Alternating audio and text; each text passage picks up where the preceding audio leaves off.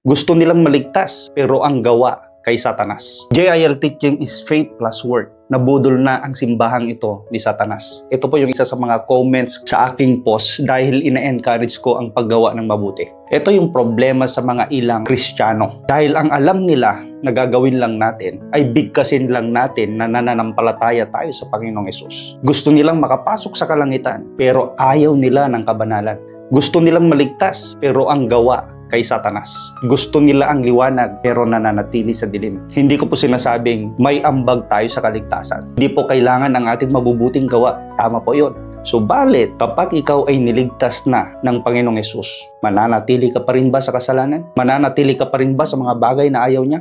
Sa pamamagitan ng ating pananampalataya, mga kapatid, tayo ay maliligtas na. Pananampalataya sa Panginoong Hesus na siya yung nagbayad sa lahat ng ating kasalanan. Pero nagkakamali po tayo pag sinabi nating okay lang kahit na tayo'y manatili sa kasalanan. Bakit?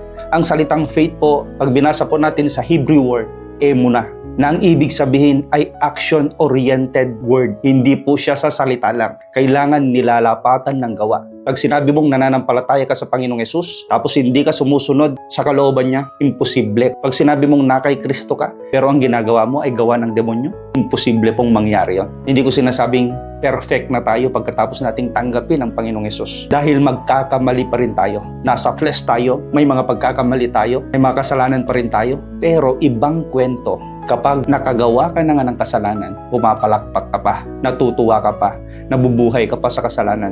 Ang isang tunay na Kristiyano pag nagkasala, umiiyak, humihingi ng tawad dahil alam niya na nasaktan niya ang tagapagligtas niya. Huwag tayong palinlang kapatid, kasinungalingan ng dyablo. Pag sinabi mong kailangan mo lang tanggapin ang Panginoong Hesus sa bibig, tapos mananatili ka pa rin sa kasamaan, para mo na rin sinabi na, thank you Lord, dahil niligtas mo ako, kaya magsusugal ako, mambababae ako, gagawin ko pa rin ang gusto ko dahil iniligtas mo na ako. Hindi po. Ang tunay na Kristiyano, Lord, salamat dahil niligtas mo ako. Kaya i-share ko din ang kaligtasan na natanggap ko. Magiging mabuting tao ako at maging instrumento mo para maraming makakilala sa iyo. Kapag nilibre ka ng pansit, kapatid, hindi mo ako sasampalin. Sa halip, magpapasalamat ka. At ganun din po sa Panginoong Hesus, pagkatapos tayong iligtas, hindi po natin sasaktan ang puso ng Diyos. Sa halip, magbabagong buhay tayo sa tulong ng banal na Espiritu. Sabi po ng Mateo chapter 3 verse 8 to 9, patunayan muna ninyo sa inyong mga sarili, sa inyong mga buhay, na kayo'y tunay na nagsisisi. Akala nyo ba'y makakaligtas kayo dahil sinasabi nyong ama nyo si Abraham? Kapatid, kahit sabihin nating Kristiyano tayo, pag hindi nakikita sa buhay natin, wala pa rin kwenta. Take note po, the moment na tinanggap mo ang Panginoong Hesus sa iyong buhay, nire-representa mo siya. Dapat nakikita